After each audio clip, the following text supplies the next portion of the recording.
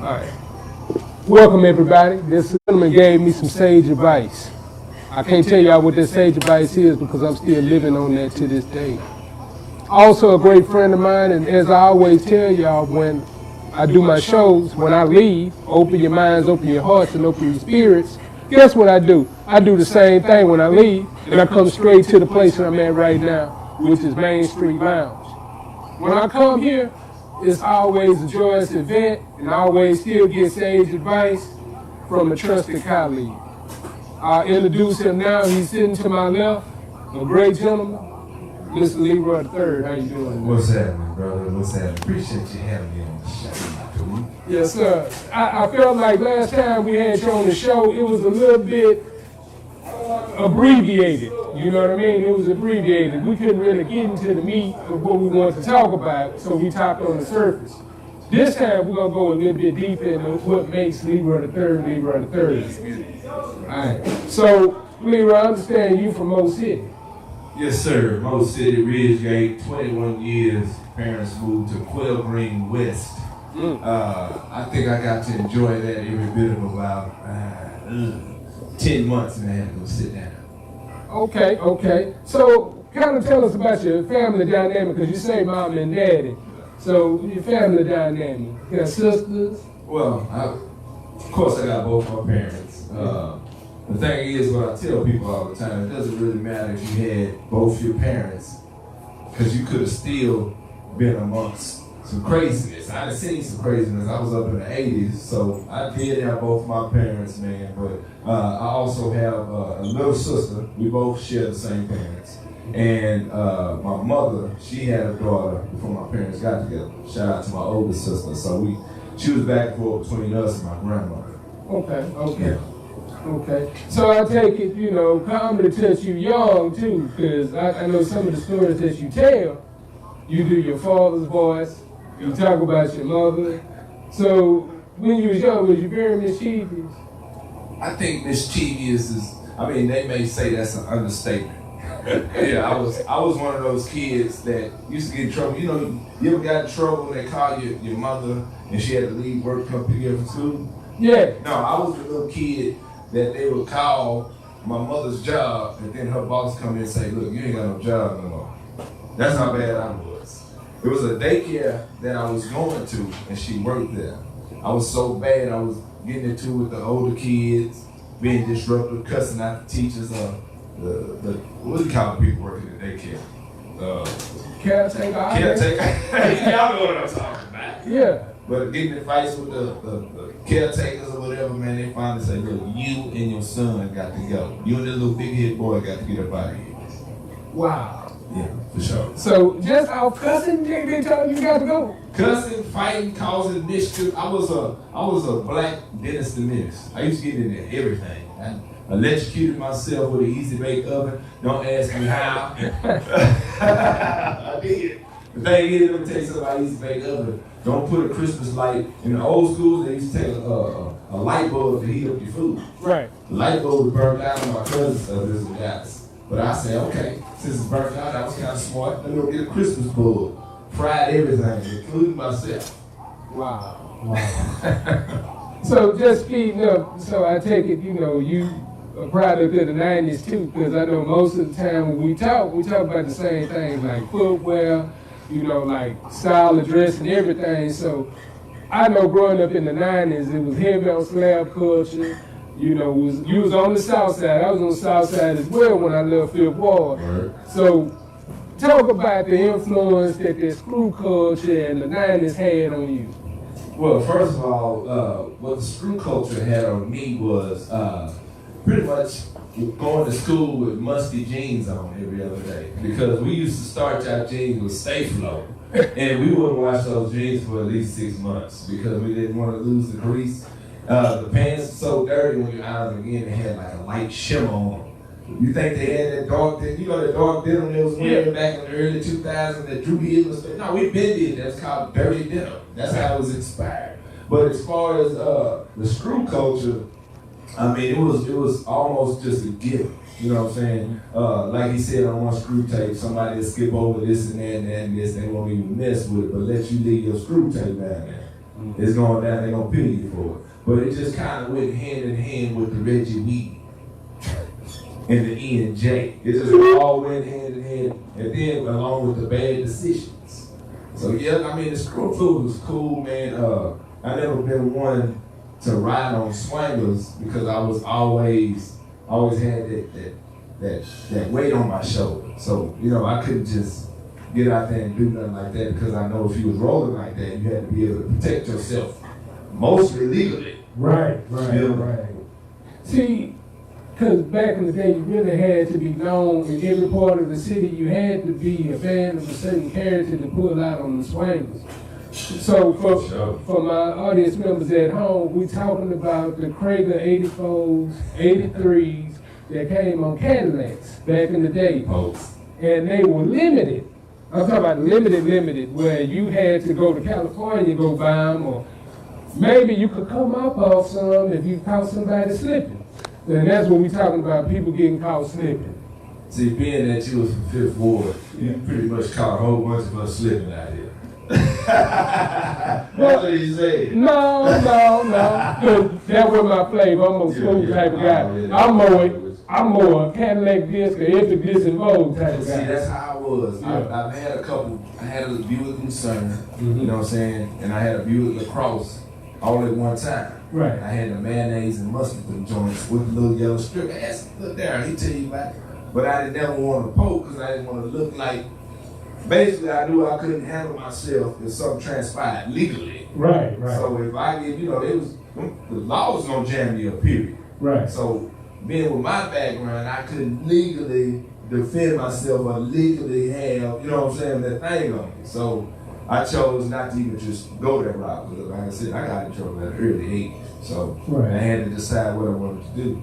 Right. So, basically, you from Missouri City, so you are a graduate from Willowbridge, right? Well, I attended. I ain't saying I graduated. I left. I was supposed to come out of class in 1998. I actually left in 1997 and checked into a GED school in Missouri City and went ahead and got my GED. I was actually in college the same time I was supposed to be, so I was there on time. Okay. So shout out on that. So I know back in them days, Willowbridge was the place to be. I remember like a long time ago, one of my cousins, shout out Macon, we used to ride down Post Oak. We used to go all the way down there. We used to have some partners on Court Road. We'll go down there by there. In 2234, it was live. And I know you kind of touched on around that time that you left out, you went and got your GED and everything, but there was a specific incident that you got involved with. Would you care to speak on that? Oh yeah, I mean, it's a given now. I did mine. In 1997, I think it was January to be precise, me and a couple guys decided as teenagers that we wanted to go ahead and get paid and we robbed the bank.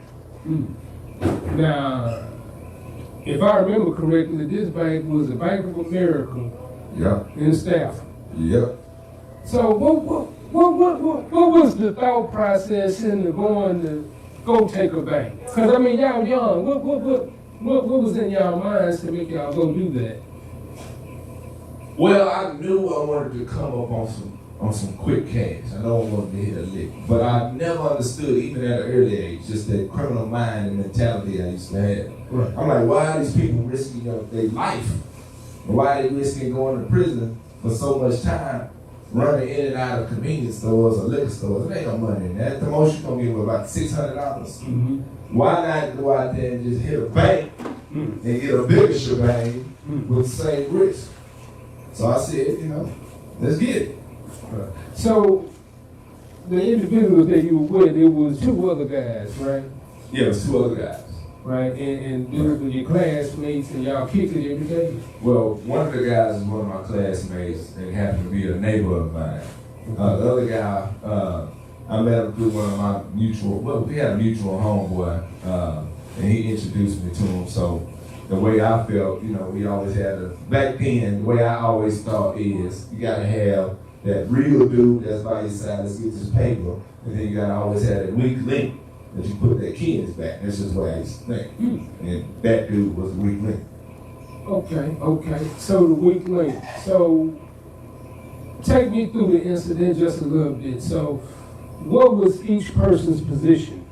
Are you talking about what was our part? And he said, Yes. I was the driver. Okay. I was the driver. Okay. My good homeboy and the other guy, they were in. Okay. Yeah.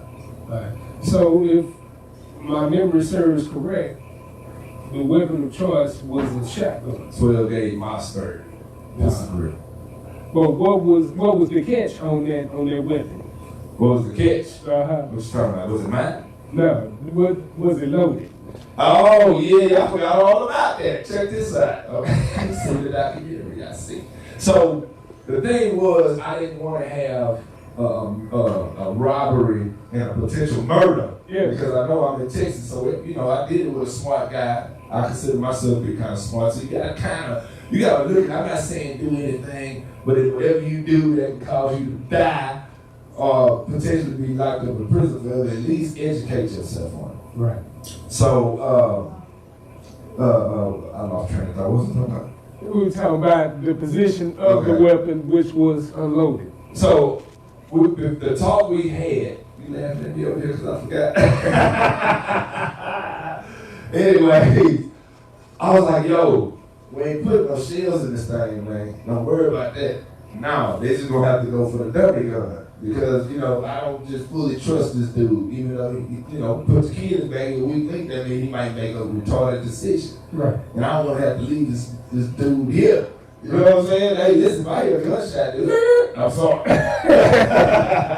But now, what happened is, he put the shell back in the bag, or at least acted like he did. And he kept, I don't know how many he kept, but he kept some.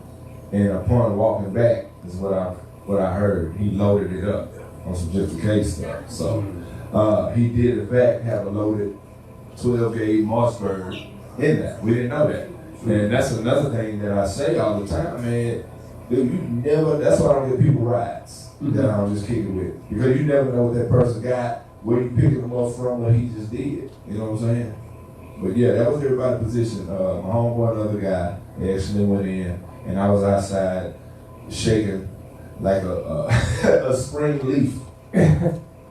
So I know immediately after that, I know the adrenaline kicked in. You were able to get back to your residence and able to go forth in regular life. So was there any type of discussion on how we was going to divvy it up the paper, how we going to move around afterwards? Well, it's funny that you said adrenaline. I don't know. I think people get adrenaline mixed up with extreme paranoia. That's what I saw. I mean, I have never been this paranoid in my life, like ever. I had never experienced that.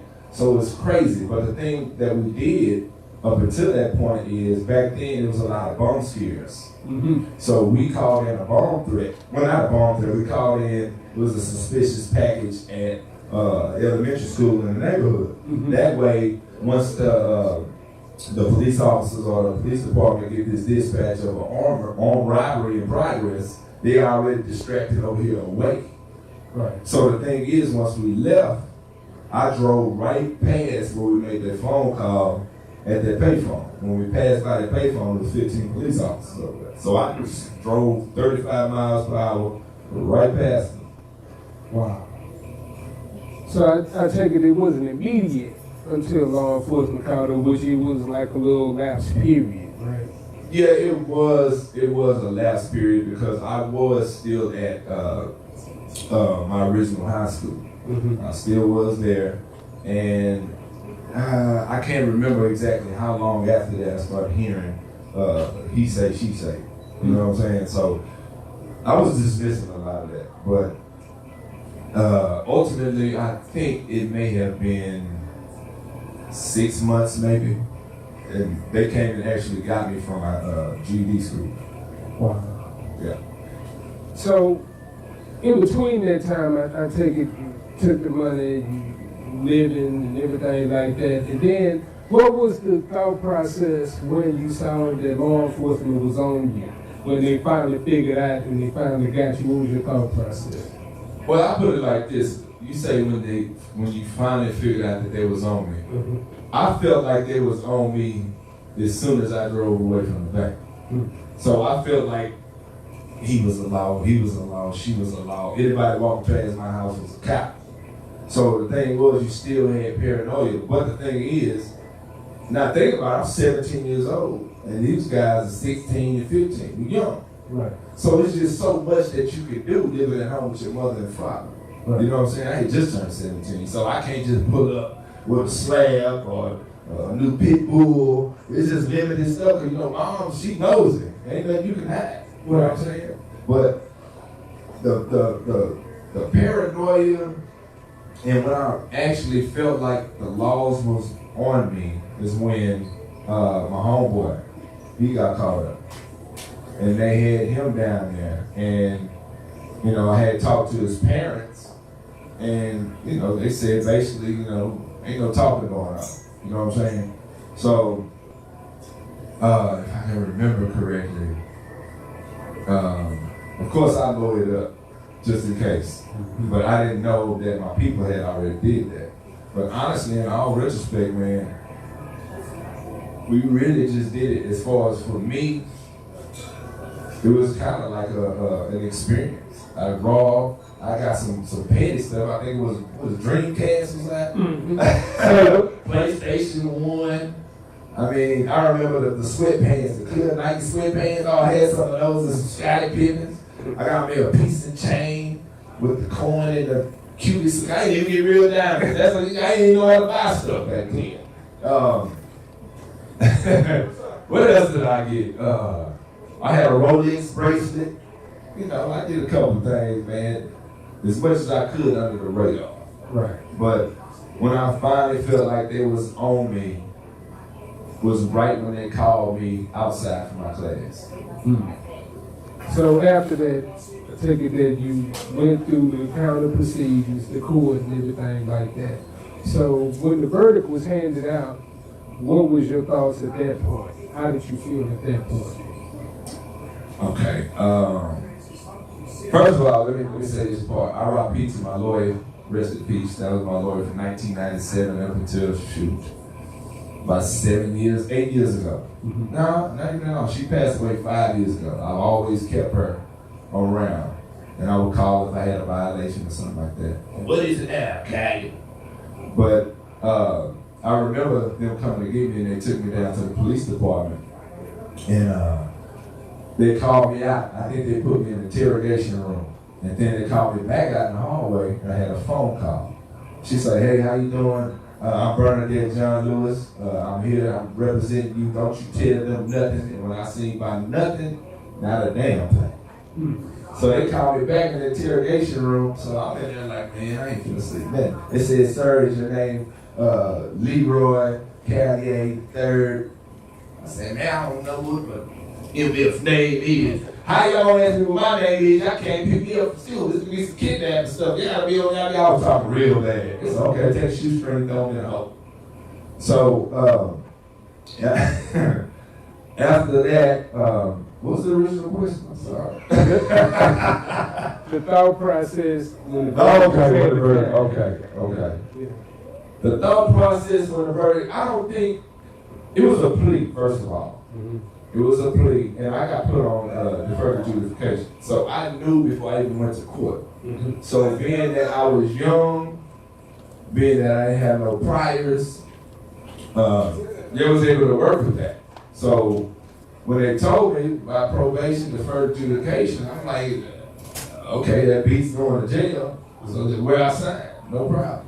So I don't think I was ever shook at the verdict. It really never did that to me because I was out. Now, I did, part of the verdict, I did have to go, I think I had to go to jail for like 3 months.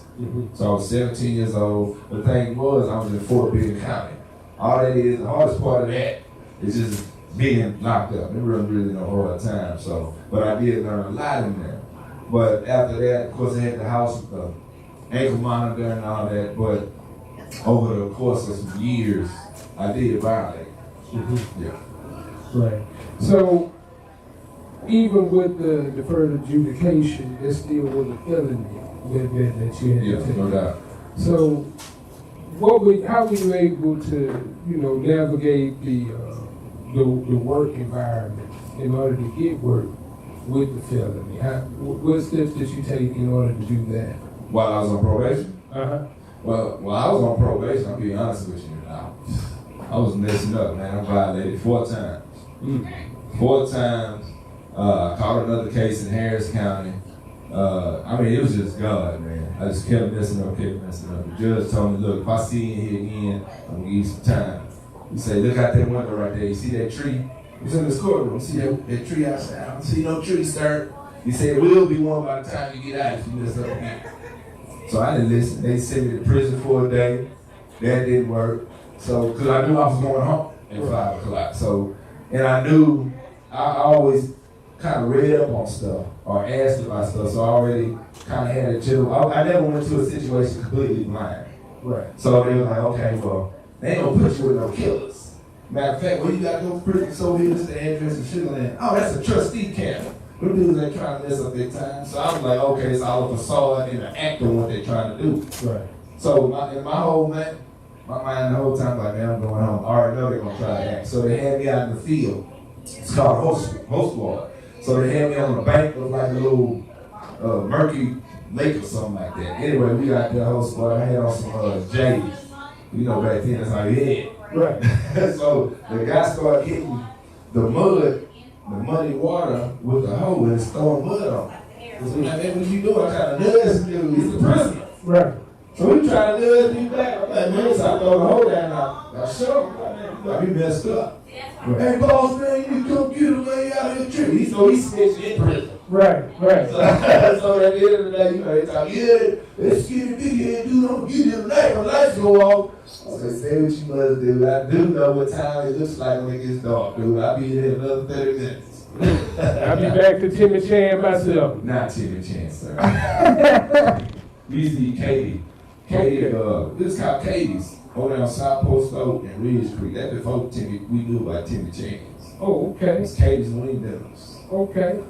See, cause back in the day, you know, I just want to divert real quick. Back in the day, don't nobody know about Luke's hamburgers over there on her. I know about Luke's hamburger. You remember the shrimp sandwich? Yeah. How was the shrimp patty this big? What? One shrimp. They must have pulverized the flat, but yes, I do. I used to call it Luke burgers. Yeah, them Lukes used to be hard. Yeah, Cause see, we talk about that look, cause I used to stay in Southwest Mountain. I used to stay off of Killing and Orem, right there next to City Lights. Okay.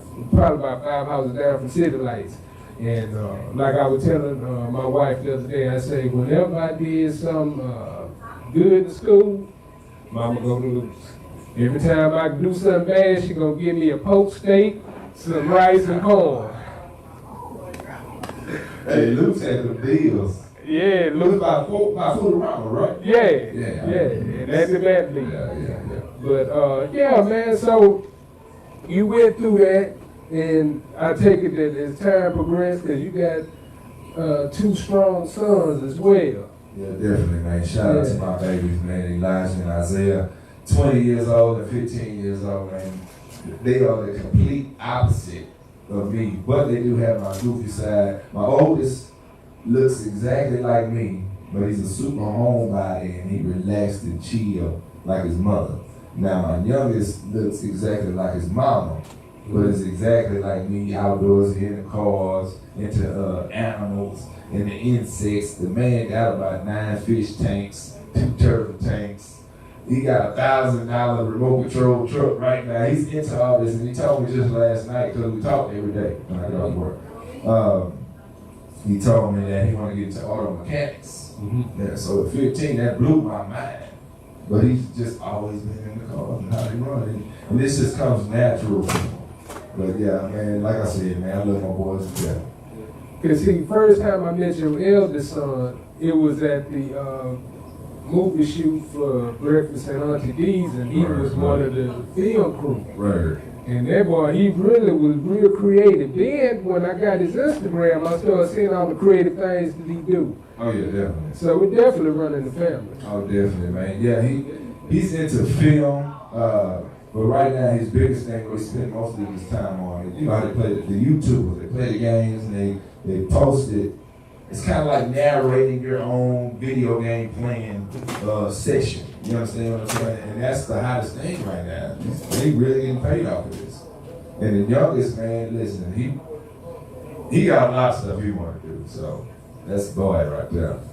Right. So we're gonna move a little bit forward. So understand that you have a very strong career that you working right now. So if you'd like to share with the viewers what you do right now. You talking about my job? Yeah. Okay. Well, first of all, let me correct you on that. I consider my job, my 9 to 5. I consider that my job. You know what I'm saying? And comedy is my career. Right. I just so happen to make more money at my job. My career is comedy. But as far as my job, I'm a director of maintenance in one of the largest senior living facilities in the Katy area, basically in Houston. I have numerous employees. I've just been blessed. I've been in that field, let's see, probably about 7 years. You know what I'm saying? But it was basically what I needed. I mean, it's that type of job and the comedy, because it's therapeutic. You know what I'm saying? They can't go to their job and be upset, because those old people ain't let you be upset. They're gonna talk to you. Right. Hey, how you doing? You want to say, but you can't say that. Right. So it's just automatic. Like, you know what? At a point in that job, I just got tired of just faking the smiles or whatever. I'm like, man, it's easier just to be authentic with it. Right. So it's very therapeutic. But I like to fix stuff. I've always had a love and a passion for fixing stuff. Even when my father used to buy me toys and remote control cars and all that, I'll play with it less than a week. I find a screwdriver and I take it apart. I love to build stuff. I remember I built a speaker box in my house. I had a whole bunch of, I used to go get old speakers from people. And I made a box with 215s, 269s, some tweeters, all kinds of stuff. And I built it and put it in my room. I just always like to figure out and see how stuff worked. So man, it's just a job, man. I mean, I like what I do. I can tell. Yeah, sometimes you go live, sometimes, you go live and I can just see that you really, you looking forward to going there. Then you're at ease when you get on stage as well. I know we kind of touched on this the previous time that you were on the show, but initially, like, what even made you want to get on stage? What made me get on stage? I've always been a fan of comedy. I used to listen to Richard Pryor, I listened to Eddie Murphy. I listened to a lot of records back in the day, because my dad used to listen to the records or whatever. Right. But it was one particular cassette tape that my father got. It was Robin Harris' Baby's Kids. He wouldn't let me listen to it, so I waited till my parents went out. They went out together. And I couldn't wait to get in there. And I got that tape and I popped it in. I never forget, we was in the living room. You remember the wall units in the living room, there's all wood. Yeah. You put the TV in there and you close the little accordion doors. Yeah. He had a tape player, a little double deck tape player. I put it in there and I sat Indian style and I listened to Robin Harris talk about Baby's Kids. And I instantly fell in love with comedy. I used to always like to laugh. I've been a jokester since, as far as I can know. But that just, his comedy, you could see it. It's like he was sitting there as he was narrating, you see everything. Right. So after that, I just started getting into more of the Richard Pryors. I remember the monkey joke when we talked about the monkey ran up his arm and stuck his thing in his head. Mm-hmm. All that stuff, man, it was just laughter. It made me feel good. Right. I just know it made me feel good. Just to laugh. So. Because, when I saw you perform, I kind of feel like it was a kindred spirit. Because, see, my first comedic influence was one of my uncles. It was my mother's youngest brother, my Uncle Vernon. Right. And shout out to Uncle Vernon. Shout out to Uncle Vernon. Shout out. Say he was he called himself, he patented himself as a pimp. Okay. And he ain't got real curly hair because, I'd be up on him and he'd be cooking and he'd be talking and he'd be just telling me things and I was like, oh, this is funny. You know what I mean? And here I had a whole family rolling. So that was my first comedic influence. But secondly, I would have to say, you hit it on the head. Robin Harris. For sure. We used to watch that house party back to back. Then we had Eddie Murphy. We used to watch Raw. Word. And Delirious. And then also just a little kill point. One of my favorites used to be Sam Kinison. Okay, the white guy used to scream. Yeah. Yeah. He was funny to me. He was funny to me. Him, and then also like Gary Shamlin and those guys. For sure. Because I like cerebral comedy as well. Right. But tell us about your first experience when you got on stage. How did that turn out for you? Oh, man. Let me think. So, really, the reason I first got on stage, I never even thought of open mics. I never even knew that it existed. It never crossed my mind or anything. I was actually out with one of my homeboys. And we was like, you know how you leave the club, you want to get you a taco or some barbecue or something like that. And there's this big guy sitting on a stool outside of his barbecue truck. I was like, man, let me go and get a lynch sandwich. He's like, all right. And he kind of turned to his truck, like, hey, let me get a lynch sandwich on one, straight up. He said, yo, your boy like comedy? I'm like, yeah, I like comedy, man. He told me I need to be a comedian a long time ago. He said, all right, I got an open mic over here. I think it was off MLK. His name was Juice, Big Juice. So he invited me. I said, all right, come check it out. So I went. It was like, there's probably fewer people than this. So he was like, man, you want to go up? I said, no. Came back the next week, no. So I guess that third week he had already hyped everybody up. Like, yo, we're going to pump this dude's name up. So when I bring him up, or when I say, you know what I'm saying, LEROY come to the stage and when everybody start chanting his name. So I was in there, and he said, LEROY, you want to go up? I'm like, no. And all of a sudden, all the people in the back, it was just three. Hey, LEROY. I said, all right, forget it. I went up, and I think my first joke was about posture correction when it comes to sons. How a lot of guys now, youngsters, are flamboyant.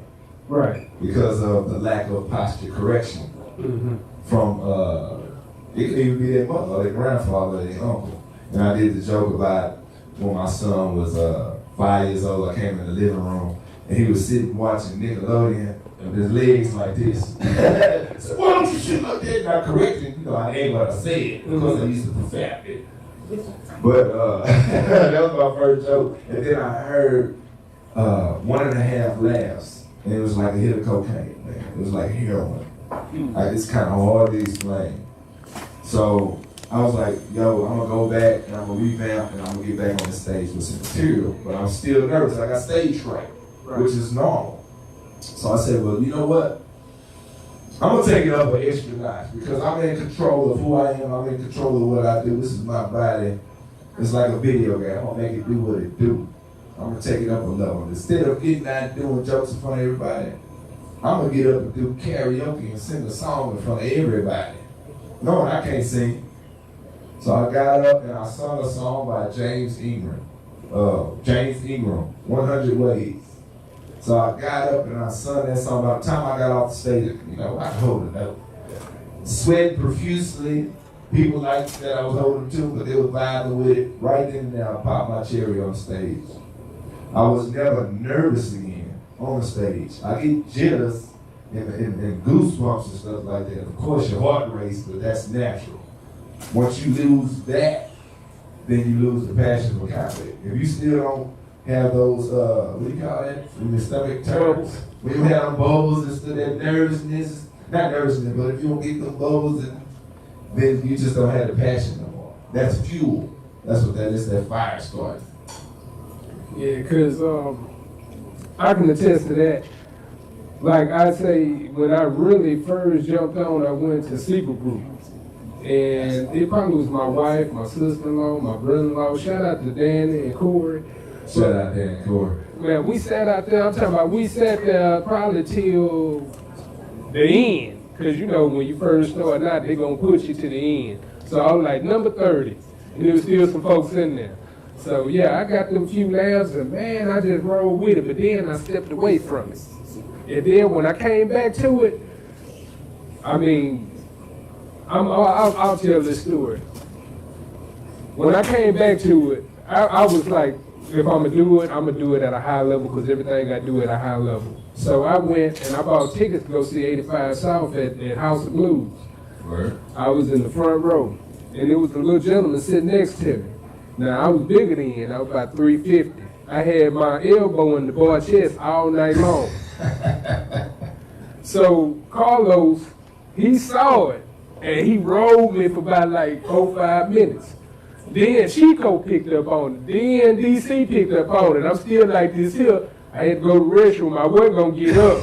You know what I'm saying? I was just going to hold it there.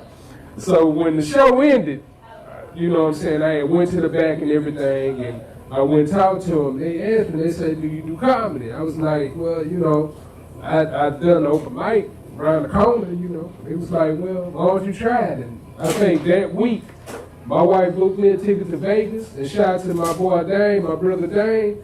We went on, and I had did some shows out there. Matter of fact, I did a spot, it was on a Sunday at LEROY off the strip.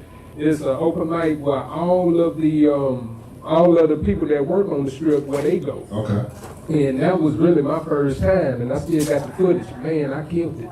Oh, really? Yeah, I killed it. And when I came back home, that's when I did Cairo with Cliff. Right. And that's when I jumped on there and started roasting people, and that's when y'all heard about me. Hey, I did Vegas, I think my first year. Mm-hmm. And we went down there for Memorial Day weekend, me and my cousins, a couple of homies. And we went on a Thursday. Mm-hmm. And my homeboy from Houston, man, shout out Donnie Johnson, man, shout out. He had a room on Sunday. But mind you, I said I went to Vegas. Right. Thursday morning. Right. So we got Thursday morning, Thursday night, Friday morning, Friday night, Saturday morning, Saturday night, Sunday morning. Mm-hmm. So I'm so dehydrated, I can't get no drunker. So by the time I finally perform, it's just like, yeah, oh man, I bummed miserably, dog. It was terrible. Hey, listen, it wasn't really that many people in there. Mm-hmm. But, oh man, it did something to my pride. And then I had to come back and revamp. And once you have power talks, man, they tell you, man, even the hardest of the hard still bomb. Because you never know. I mean, you ain't going to be feeling the same way every day. You know what I'm saying? Your gout made it flaring up. You know what I'm saying? Because I'll tell you this, from a comedian perspective, I know you'll feel me. Like, you could go up same night, be player.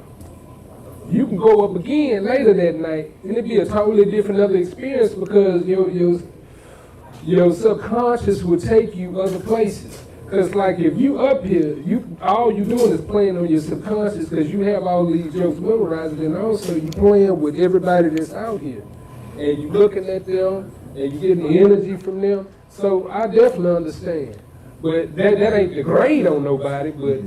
You know if you got it or not. Man, definitely. And it's another thing is, listen, you can practice all your jokes all day. I'm talking about you have them memorized to a T. Mm-hmm. Memorized until you get right here. As soon as you step on that stage, all your jokes are you on your own. Mm. So now you're like, oh, God, it happens. Right. It definitely happens. Then you got to try to wing it, and then you got to try to force it. Then you feel in a certain kind of way because you forcing it, and then your subconscious is telling you like, hey, dog, you need to stop this kind of stuff. Look at that person over there to the right. They all in their phone. They ain't paying no attention to you. What you doing with yourself? You should have worn them shoes. You got a big head. They notice that your head is big. That joke ain't gonna go over. Don't do that joke. Oh man, you gonna do the joke. So you have these conversations with yourself. You are your own worst critic. Right. But the thing is, they read your body language, number one. You can be up here, don't avoid eye contact, but I'm not saying look at them in the eyes unless you're just really talking to them. Right. But I look at people, but it looks like I'm looking at you, but I'm looking straight through you. Right. And then the thing is, if you get into, I'm a professional, but my money don't reflect that yet.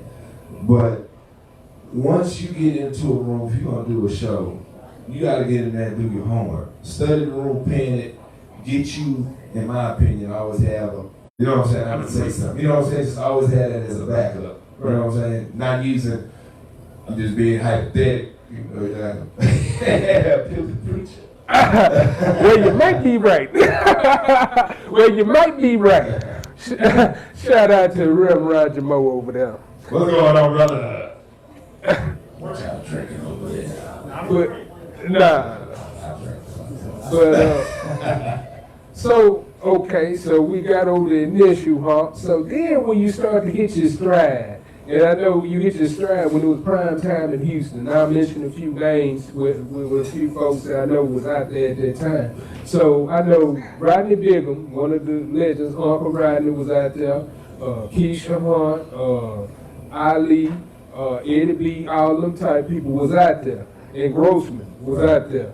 So when you started to hit your stride, those people started to pull you in, correct? Let's see. Well, one of the main open mics I used to go to was hosted by Ali Siddiq. And when you used to go to his room, I don't think any other room that I've ever been to has ever been like that. I'm talking about, you be scared. It's like, okay, I want to go up, but I'm cool if you don't call me up. But Ali was the type, but honestly, I came up, shout out to Ali Siddiq, man. He gave me a spot over here on the other side. It's called the Duck Hall. And I was rocking over there almost 4 years. So I'm grateful for that. I'm grateful for the opportunity that he passed down to me. And shout out to my OG, Terry Grossman. Keisha Hunt, I had already been kind of established. And then I put her on one of my shows. Keisha was an awesome spirit. But I mean, in all honesty, dog, nobody put me on. Nobody put myself on. I built this back. That's me. That's right. And that's what I appreciate, and that's what I respect about you. Because like the entire interview, up to this point, everything that you said has been self-made. And that's what I want to get out of here. So I just want to touch on a little bit. You were part of a collective, the Comic Crew. Yeah, for sure. I know you one of the elder statesmen over there. Man, listen, I'm one of the taller. You ain't gotta say I'm older than everybody. It's already I'm older and taller. That's awkward. Yeah, man, I am a part of the Comic Crew. That's myself, Lil Darryl, the comedian, Ray, etc., and Miss MC Lotto. Shout out MC Lotto, get Wilson, baby. All right. So, in that group, so how did y'all formulate? How did y'all come together? Because y'all are totally different, but yet y'all synonymous. Yeah, we are totally different in comedy, but we also have some of the same views. But we are our own entities. We all do something different. Right. We was actually at a show at the Square, and it was the original Comic Crew. Man, shout out Silas. He is the manager of the Comic Crew. He used to be one of the main members of Comic Crew, and it was maybe 2 or 3 other people. One guy from Dallas and 2 other, I think it was a man and a woman. But once he seen us perform that night, you know, we weren't even clicked up, we were just on the show. You know what I'm saying? The only person I really rocked with at the time was Lil Darryl and Ray, etc. Matter of fact, Ray wasn't even on there yet. We had another guy from Dallas who was one of the original members. So he brought us on, he was like, yo, we finna revamp this group. And we got a guy from Dallas, and I'm taking myself off. I wanna be the manager, so it's gonna be me, Lil Darryl, MC Lotto, and a guy from Dallas. I don't know why. No, if you watch it, man, I forgot your name, and you can send me a Christmas greeting or something. I would forget about you. But things didn't work out for him, so the manager chose to go a different route. And it was at this spot that Lil Darryl used to host. They said, yeah, there's a guy that wanted to do comedy. So I seen Ray sitting at the bar. I'm like, hey man, you want to do comedy? He's like, yeah, big brother. He said, I'll probably go next week. That following week I could come, but they said he performed. They said he was somewhat of a natural. And I finally seen him perform, and it blew my mind. Like, yo, this dude is a natural. Like, Like for real, for real. So the thing is, Ray came in. I ain't trying to say I'm the cause of his career. I ain't trying to say Lil Daryl's the cause of his career, but I ain't gonna say that we had something to do with Lil Bro. So he basically, the difference is with me and Lil Daryl, we didn't want to save it all for us. We know it's enough money. I know me for a fact. I know it's enough money to go around. So why not share these gems with everybody that I know that's in my little circle, right, to where we all striving to make it to the top. Say this is the fence right here. We all trying to get over that fence. Right. If it's one of us ahead, a little bit more ahead, man, drop your ego. Tuck your fingers together and help him get over the fence. But I do say, once you do get over the fence, reach back over and pull us up. Right. So it's better to have numerous people that's in your circle than you just trying to do it by yourself. But you gotta be careful of what you do and what you deal with. You gotta know they gotta be the right heart first of all.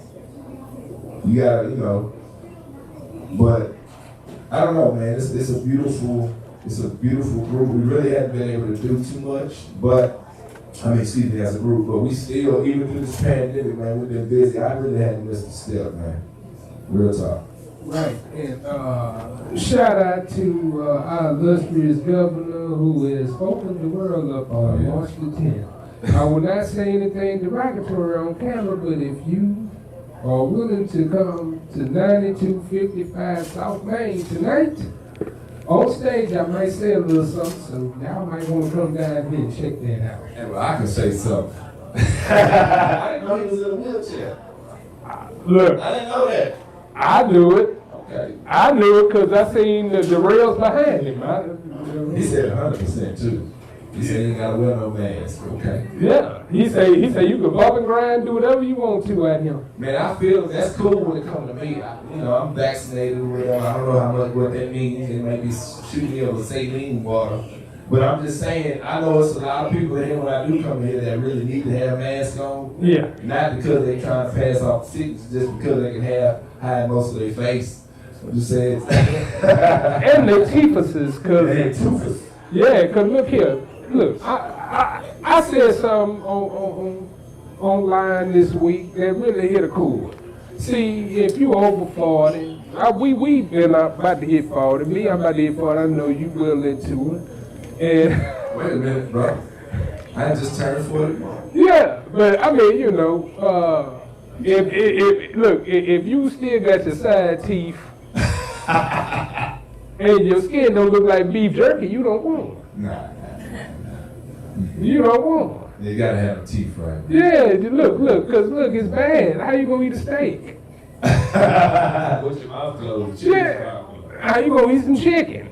You'd be surprised. People in this society got the most opinions. Yeah.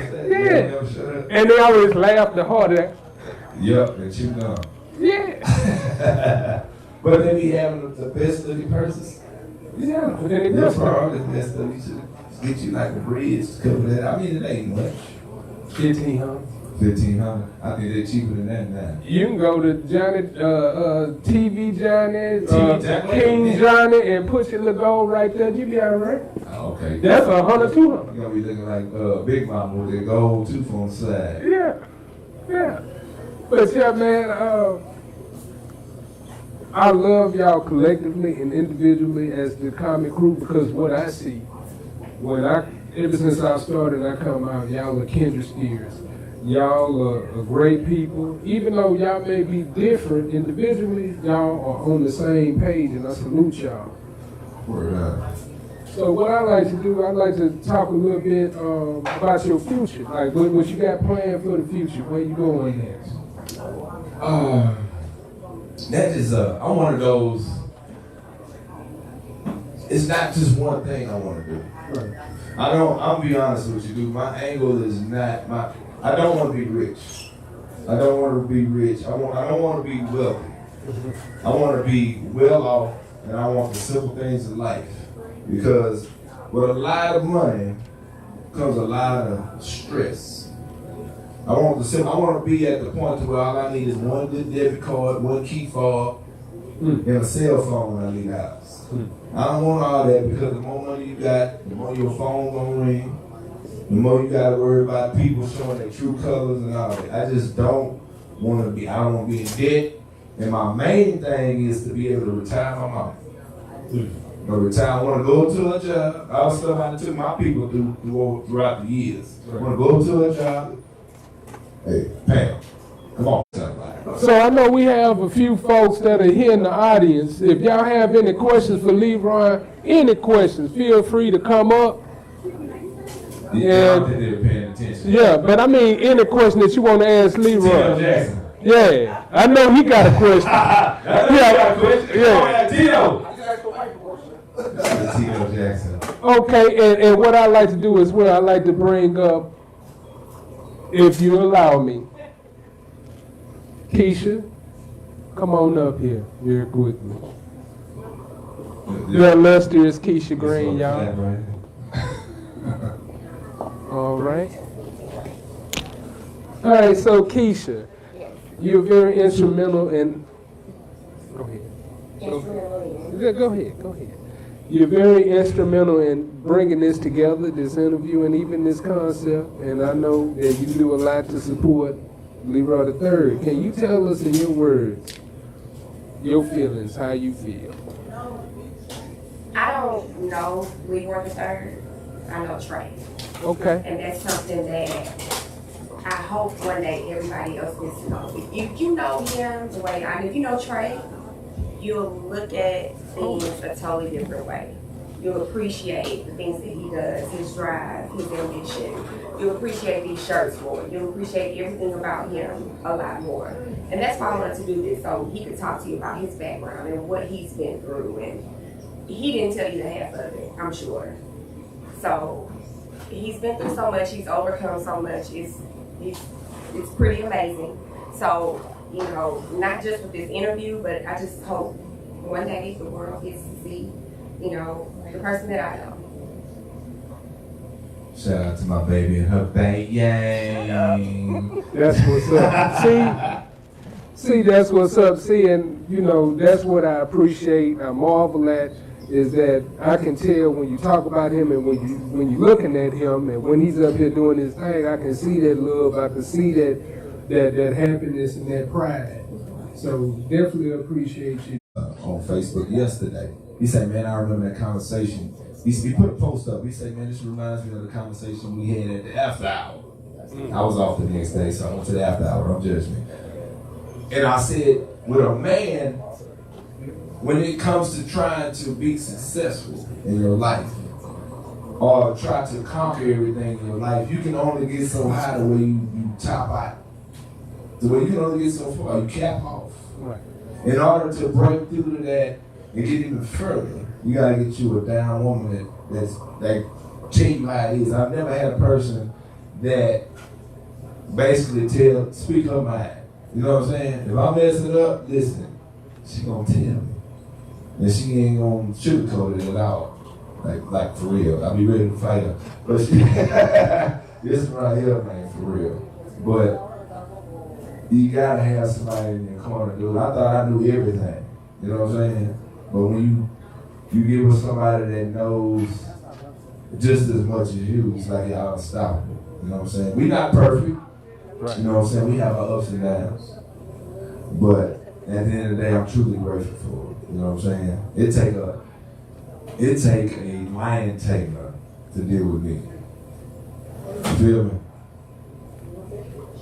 Well, I can definitely understand that. Yeah, I see. That's probably why we get along, because me and my wife's situation just like that. Right. The same vibe, and I think that's beautiful, man. Everybody want that what's the relationships that we're trying to base ours off of right now? It used to be Gucci Mane and Keisha. Yeah, it was. Everybody wanted to be Gucci Mane. It was Beyonce and Jay-Z. That is totally different. Right, Beyonce. No.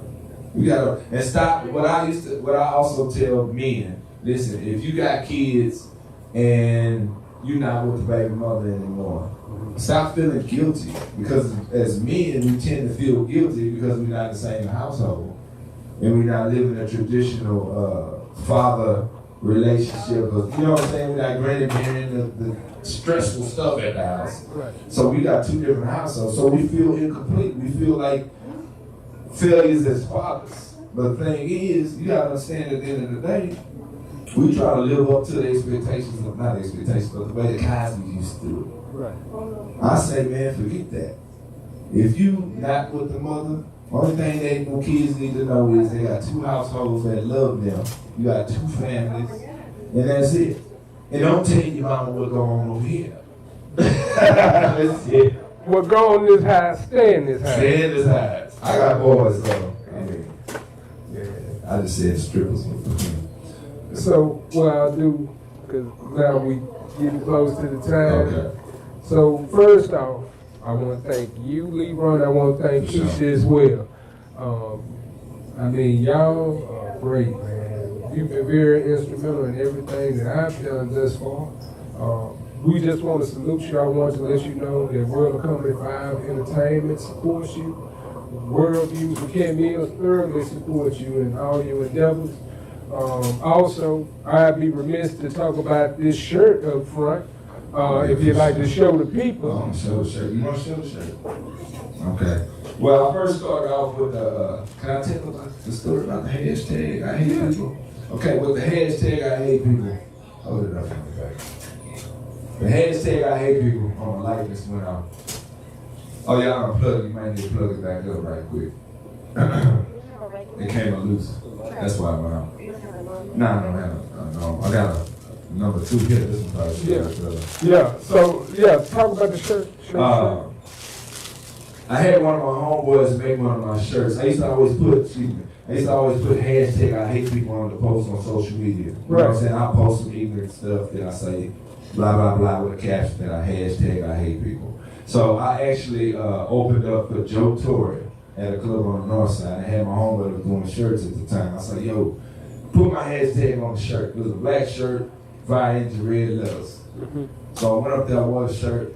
It's like overnight. People like, hey man, I need that shirt, I need that shirt, I need that shirt, I need that shirt. Here I am, it's what, 4 years? 4 years later? Mm-hmm. Still rocking them. These shirts go just like I'm out here selling. Yes. See, you said nationwide one time. Nationwide is on your side. Yeah, it is. Mm-hmm. It is.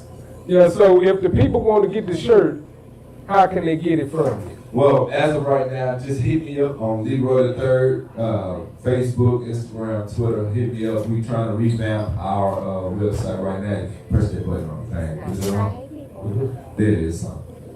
I have the hashtag I hate people. Thank you, baby. The hashtag I hate people.